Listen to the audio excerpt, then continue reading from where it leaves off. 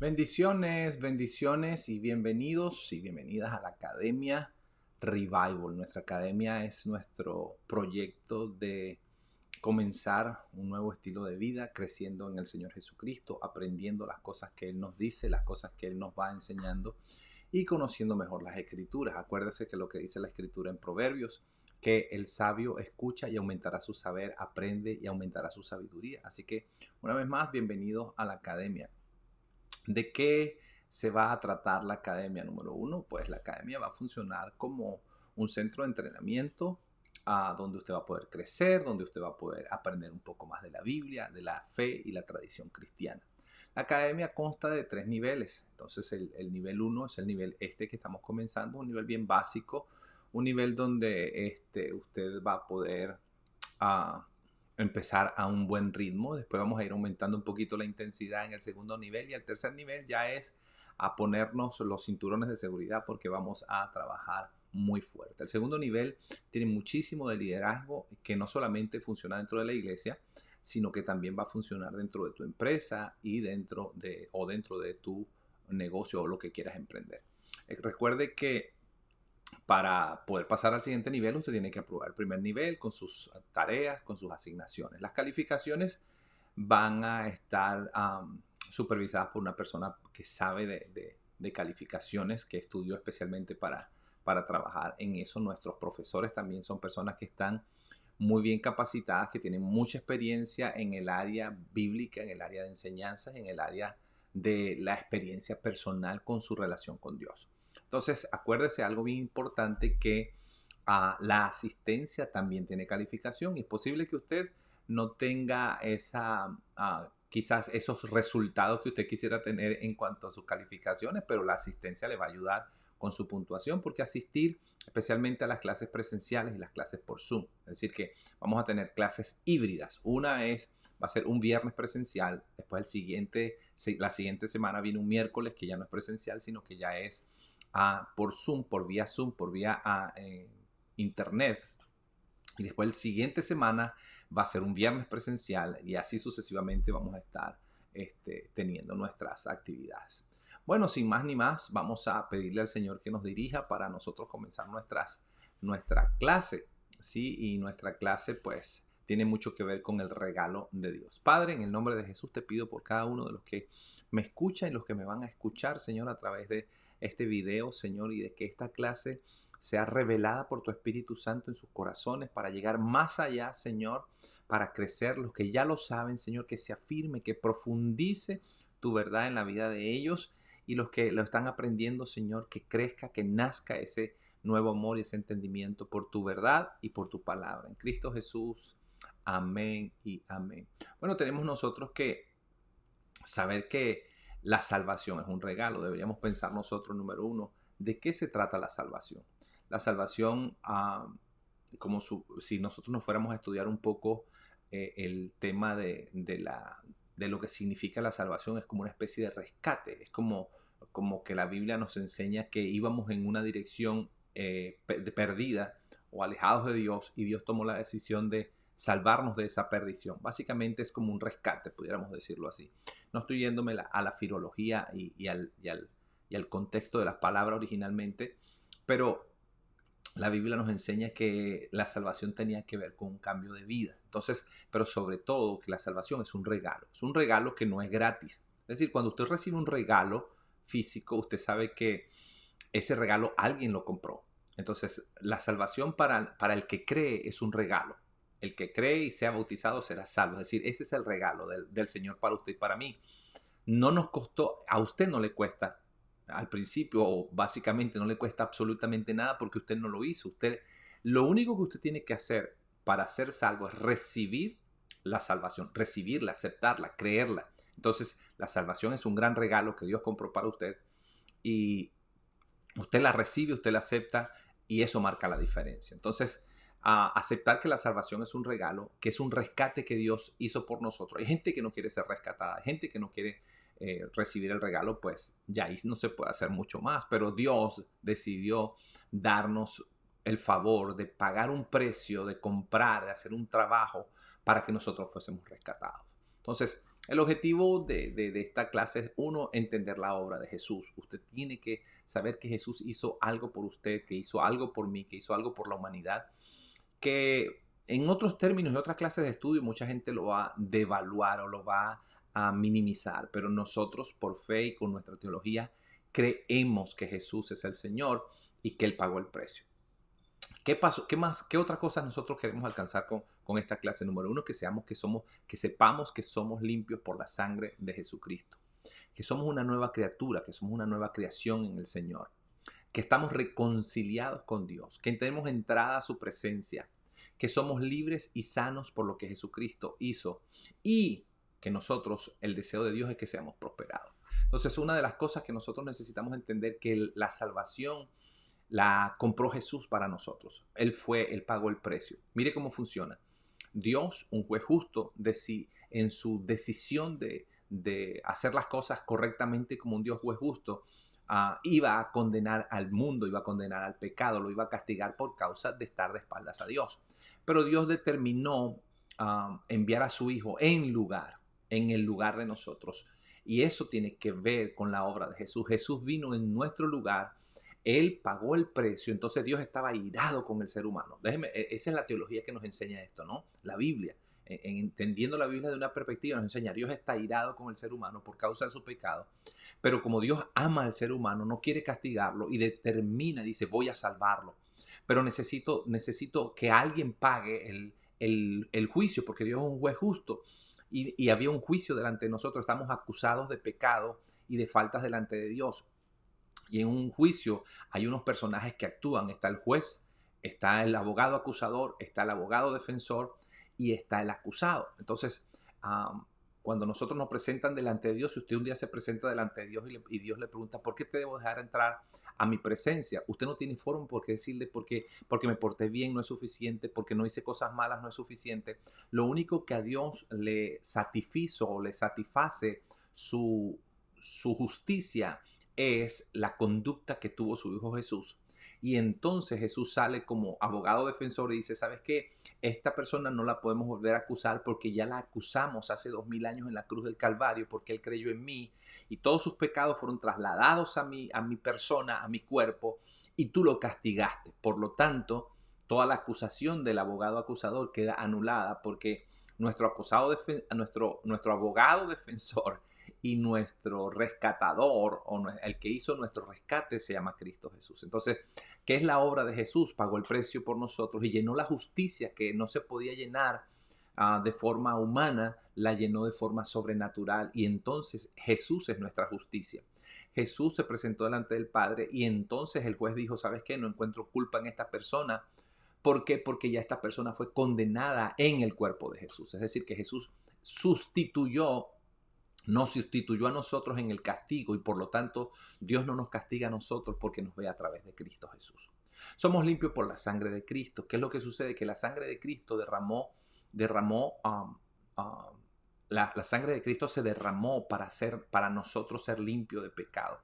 Lo único que agradaba al Padre era la sangre de Cristo. Entonces, cuando nosotros venimos por fe, nos acercamos a Jesús, al Jesús derramar su sangre y en su sangre estaba su vida, al derramar su vida y su sangre, eso representa delante de Dios que ya el juicio fue totalmente ejecutado sobre Jesús. Entonces esa sangre, cuando nosotros confesamos, esa sangre es la que nos hace nosotros limpios de pecado. No es que nos lava como si fuera una lavadora o como si fuera una ropa, sino que delante del Señor ya el juicio fue completado y nosotros fuimos lavados. ¿Qué nos da esto? La oportunidad de nacer de nuevo y ser llamados una nueva criatura. Es decir, en Dios nosotros fuimos creados otra vez por causa del sacrificio de Jesús y ahora tenemos una nueva oportunidad y podemos presentarnos delante de Dios y decir, soy una nueva criatura, soy una nueva creación de parte de Dios y las cosas viejas pasaron y ahora aquí todas son hechas nuevas. La otra cosa es que somos reconciliados con Dios. Antes no podíamos entrar a la presencia de Dios. Antes no teníamos acceso a la presencia de Dios. Pero ahora, a través del sacrificio y la obra de Jesús, nosotros podemos acercarnos a Dios y decirle, Abba Padre o Padre mío. Podemos acercarnos a Dios y decirle, Señor, tú eres mi Padre, tú eres mi papá, y por eso yo estoy aquí. No solamente Padre con el entendimiento de Padre e Hijo como en el mundo natural, como un papá de la tierra, sino en el mejor entendimiento de que ahora nosotros somos hijos de Dios, engendrados de Dios, adoptados por Dios, y por ende no tenemos una naturaleza pecaminosa dentro de nosotros, sino que tenemos la naturaleza misma de Dios, y eso nos lleva a nosotros a un siguiente nivel. Entrada a su presencia. Como le dije, antes no podíamos nosotros entrar a la presencia de Dios, pero ahora podemos entrar sanos y libres. En la cruz del Calvario se compraron varias cosas, y entre ellas se compraron, voy a nombrar el 6 y el 7 juntos, que compró para nosotros sanidad, compró para nosotros liberación y compró para nosotros prosperidad. Eso es lo que significa la palabra salvación. Entonces, Jesús nos compró a nosotros, pero no solamente nos compró, sino que nos posicionó nos posicionó al lado de Él. La Biblia nos enseña que estamos sentados juntamente con Él en lugares celestiales, y eso nos declara a nosotros que somos sanos de toda enfermedad, libres, porque Jesús se llevó en su cuerpo toda enfermedad. Y si creemos en Él, ya la enfermedad para ese tiempo se entendía como un castigo. Ya Jesús llevó el castigo de la enfermedad. Ya Jesús llevó el castigo de la esclavitud. Es decir, que Satanás tenía ciertos poderes y ciertos derechos legales sobre nosotros que le fueron quitados por la obra de Jesús y por el juicio que Dios el Padre hizo sobre su Hijo Jesús, o el juez justo hizo sobre Jesús el justo. Se castigó al justo por los injustos, y ahora los injustos quedaron libres de ese castigo. Entonces somos libres, y Satanás no tiene poder, autoridad sobre nosotros, por causa de que no se encuentra en nosotros una culpa, porque la culpa fue quitada. Y prosperados, porque el deseo de Dios es que en su Hijo se hizo pobre para que nosotros tuviéramos riqueza. Él se hizo maldición para que nosotros no viviéramos bajo maldición. Entonces, una de las cosas que nosotros necesitamos contemplar es que el Señor Jesús pagó el precio. La obra de Jesús es la obra redentora. Por eso cantamos, por eso le adoramos. No solamente porque Él se lo merece, porque nosotros queremos darle honra y gloria, sino que realmente lo que Él hizo por nosotros nos inspira agradecimiento. Una de las cosas, puntos sobresalientes de la salvación, o ser libres del pecado. Eso es una de las cosas extraordinarias, porque el ser humano por su condición pecaminosa no podía acercarse a Dios. Pero cuando Jesucristo quita el estorbo del pecado, entonces nosotros podemos acercarnos a Dios confiadamente, y nosotros tenemos acceso a Dios. Ya hablé un poquito de la parte de la justificación, que está aquí en el cuadro, en este cuadrito que está en el medio, que puse un corazón y un cerebro. Y ya hablé un poquito de la justificación, que era el juez tomando juicio sobre una persona, y Jesús nos justifica. No nos excusa, sino nos justifica. Es decir, Él paga el precio del castigo, se lo lleva en su propio cuerpo, y entonces nosotros ahora somos justificados por gracia, por fe en Cristo Jesús. Es decir, que nosotros nos apoyamos en la obra redentora de Jesucristo para nosotros tener acceso a Dios. No accesamos a Dios por nuestras buenas obras. Quiero remarcarlo. Las buenas obras son importantes. Después que tú eres un buen cristiano, cuando tú te conviertes al Señor, tienes que pensar en buenas obras. Pero las buenas obras no nos dan entrada libremente delante de Dios. Lo que nos da entrada delante de Dios es la obra redentora, la justificación, que Jesús nos hizo justo, y por lo tanto podemos entrar delante de Dios no con nuestra propia justicia, sino con la justicia de su Hijo. Y por último, arrepentimiento. Para que todas estas cosas funcionen, nosotros necesitamos trabajar con esta palabra. Arrepentimiento, le voy a hacer, voy a tratar de darle un ejemplo aquí con mis manos, o con el mouse de la computadora. Espero que no haga un desastre y esto se me mueva. Es como que yo voy en esta dirección, ¿verdad? Y me arrepiento, entonces cambio de dirección. Más o menos eso es lo que significa. La palabra arrepentimiento es cambio de mentalidad, cambio de dirección. Iba en esta dirección, pero ahora me arrepentí. Cambié, ahora voy en esta dirección. ¿Sí me explico? Es una vuelta una vuelta entera de dirección. Y eso es lo que hacemos nosotros, hacemos un cambio de vida. Pero es un cambio de vida que nosotros hacemos consciente. La Biblia dice, el que robaba no robe más, sino que ahora trabaje para que comparta con las demás personas. Es decir, tenemos que cambiar acciones, tenemos que cambiar conductas. Eso es arrepentimiento. Cuando nosotros nos arrepentimos de algunas cosas que hemos hecho, lo que hacemos es cambiar de mentalidad y cambiar de conducta. Eso va a producir en nosotros unos resultados extraordinarios. Número uno, el arrepentimiento no es remordimiento. Hay gente que se porta mal, que peca, que hace cosas tremendas, especialmente cuando ya sabemos que somos cristianos. Y entonces se sienten muy mal, se sienten muy tristes, se sienten incluso, esos sentimientos a veces son genuinos, pero esos sentimientos no son un arrepentimiento real. Es decir, tengo buenos sentimientos, me siento mal por lo que hice. Es posible que el Espíritu Santo me esté, se entristezca y yo sienta la tristeza de Dios dentro de mí para cambiar de dirección, no solamente para sentirme mal o para amargarme o para entristecerme solamente. Necesito tomar decisiones para cambiar de mentalidad, necesito meter información nueva, sacar la información vieja y empezar un nuevo estilo de vida. Yo necesito dejar las cosas viejas y empezar las cosas nuevas. Arrepentimiento es un cambio de dirección. Recuérdese eso. Arrepentimiento no es remordimiento. Arrepentimiento es cambio de dirección. Si me comportaba de una forma, ahora, déjeme decirlo de forma fácil, ahora hago lo opuesto. Antes yo iba de espaldas a Dios, pero ahora me arrepentí y voy de cara a Dios. Antes yo estaba dándole la espalda a Dios y le estaba dando la cara al mundo. Ahora le doy la espalda al mundo y voy de cara a Dios. Es decir, me acerco a Dios. Eso es arrepentimiento. En sentido original, no está hablando de Dios, pero cuando lo usamos dentro de la frase y dentro del evangelio, entonces arrepentimiento tiene que ver con cambio de dirección, cambio de mentalidad. Acuérdese de esto, usted necesita arrepentirse todos los días. ¿Por qué? No por sentirse mal, sino porque necesita un cambio de dirección diario. Así que vámonos a la siguiente clase. Espero que la primera clase haya sido de buena información. De todas maneras, ya ustedes la vieron en vivo. Y ahora se la estoy mandando aquí regrabada. Oración de poder. Escúcheme, todas las cosas que nosotros vamos a aprender a partir de esta siguiente clase es importantísimo. Una persona cuando se arrepiente de sus pecados, cuando comienza una nueva vida, debe practicar, debe hacer ejercicios espirituales. Ejercicios espirituales para usted crecer espiritualmente. Y una de las cosas que decía John Wesley o Juan Wesley, él decía, Dios no responde a alguna cosa que no sea pedida en oración. Yo no sé de dónde él se fundamentaba para decir eso, pero tiene mucho sentido. Es decir, usted no va a encontrar respuestas a lo que usted no ha pedido. Es decir, necesitamos pedir.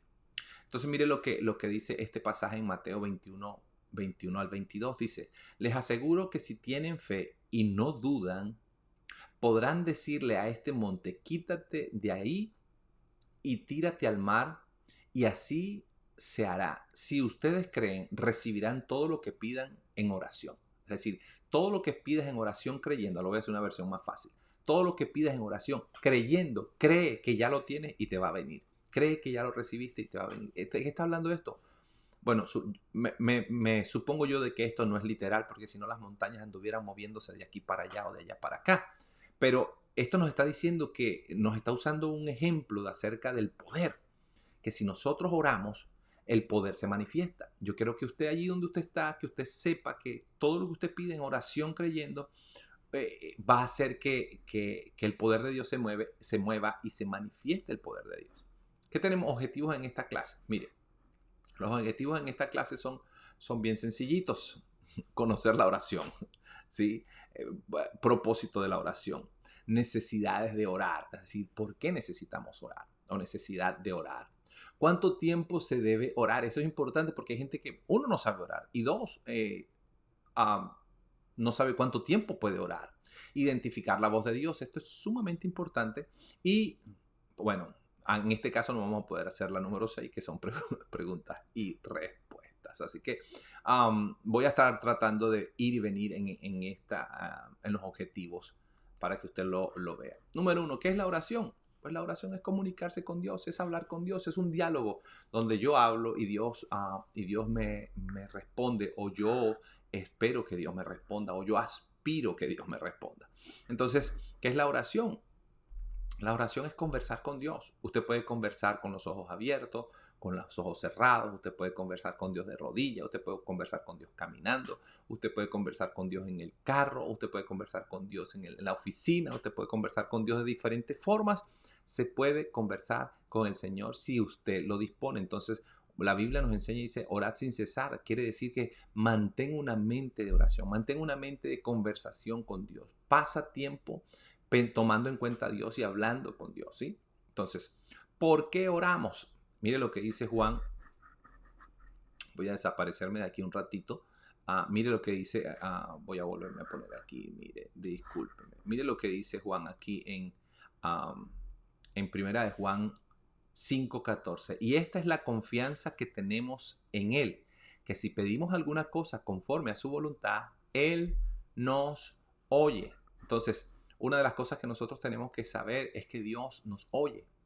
Cuando usted ora, usted tiene que, y eso le va a ayudar en su fe, eso le va a ayudar a crecer, eso le va a ayudar a usted a madurar, a fortalecerse. Siempre que usted vaya a orar, aunque, escúcheme, aunque usted no tenga un sí por respuesta, e incluso aunque no tenga un no, y aunque tenga un silencio, usted necesita entender, creer y asimilar que Dios le oye. Entonces, cuando usted entiende eso, lo tiene en su corazón, en su espíritu, usted sabe que Dios lo oye, entonces usted ora con una fe tremenda. Usted ora con una fe extraordinaria. ¿Por qué? Porque Dios me oye, Dios me oye, Dios me oye, Dios me oye. ¿Por qué oramos? Porque Dios nos oye. ¿Por qué oramos? Porque obtenemos respuesta de Dios. Escúcheme, cosas tremendas es cuando Dios, nosotros oramos buscando un sí. Wow, me alegra. Si yo tengo un sí de parte de Dios, yo estaría feliz. Pero hay cosas donde Dios nos va a decir que no, como un buen papá. Entonces, o como un buen padre.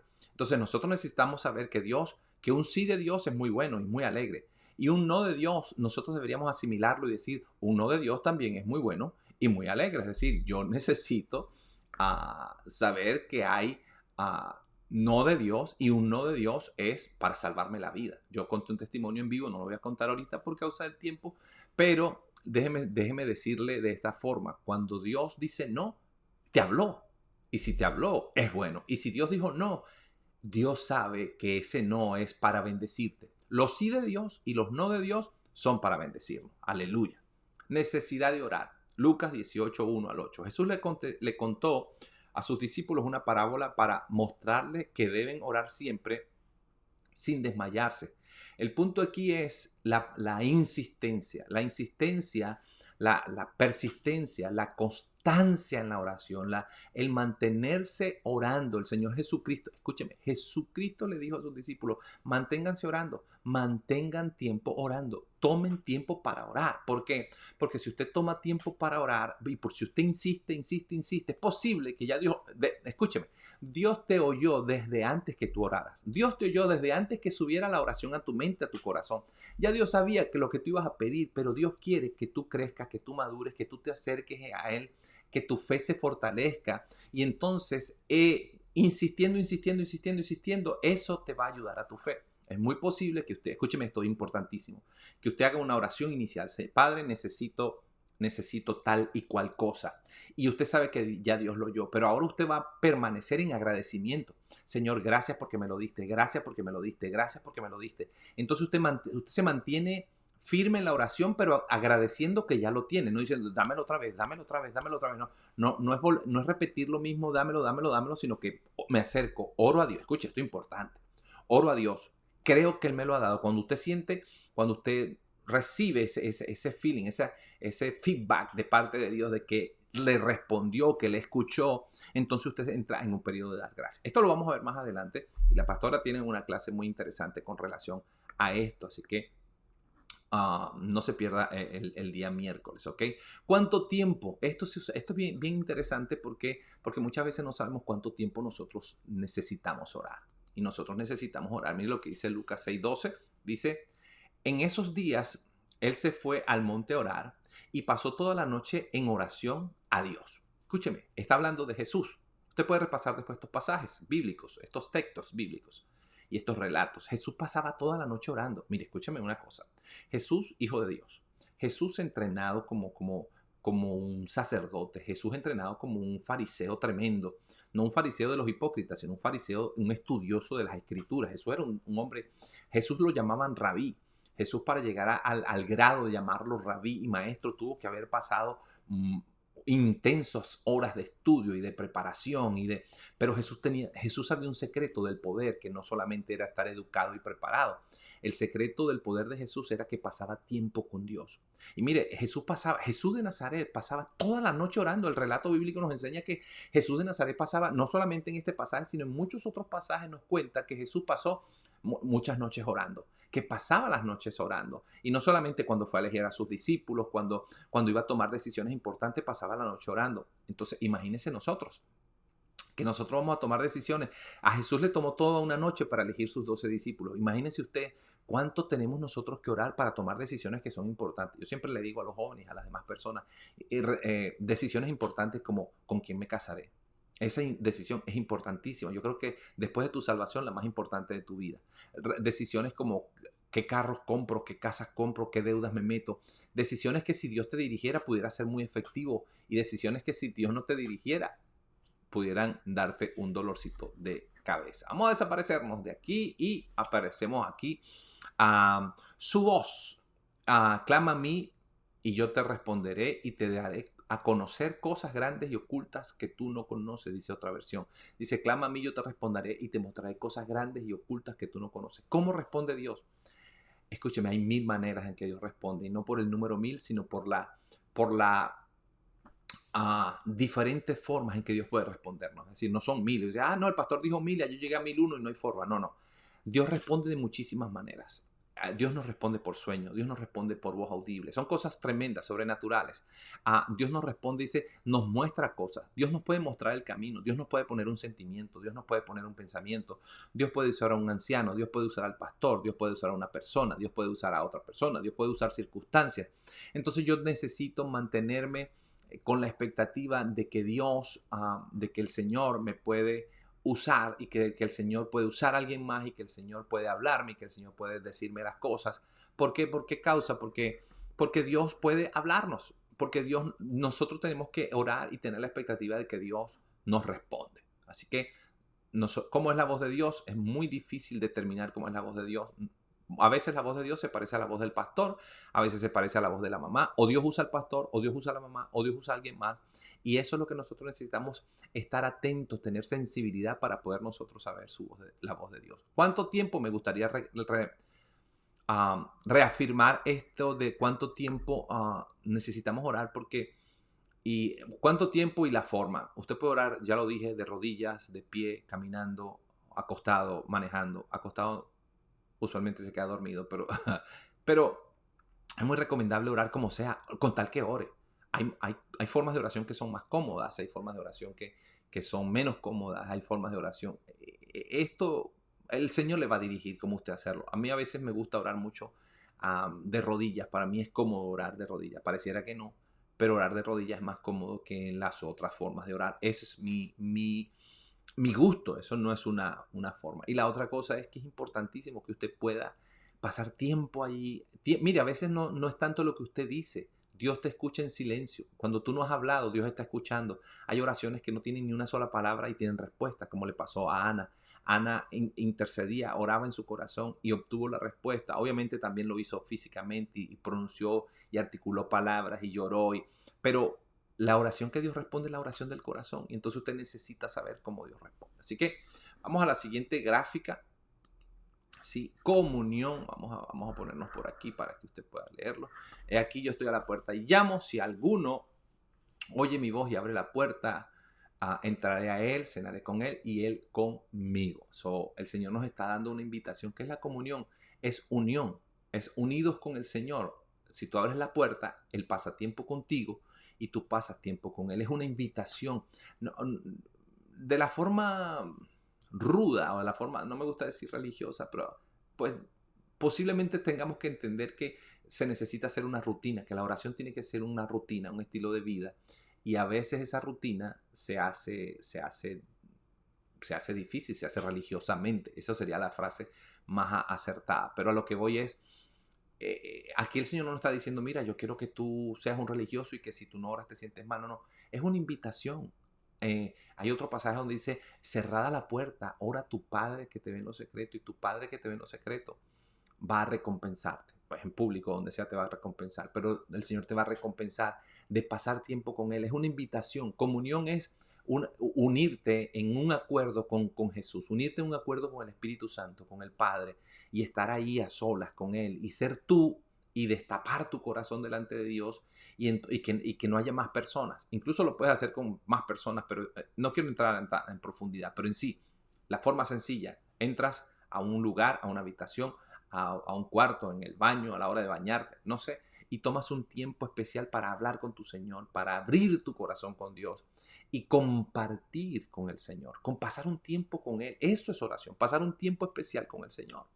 Oración corporativa. Cercano está Jehová a todos los que le invocan, a todos los que invocan de verdad o de veras.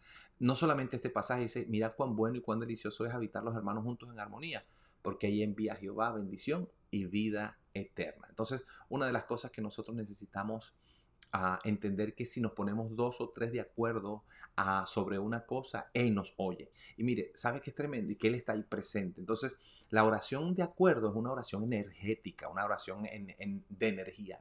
Si Dios le responde a una persona, imagínense que hayan 5, 10, 15 personas, 100 personas pidiendo lo mismo delante de Dios. Dios va a decir, wow, algo está pasando en la tierra que 100 personas me están pidiendo la misma cosa.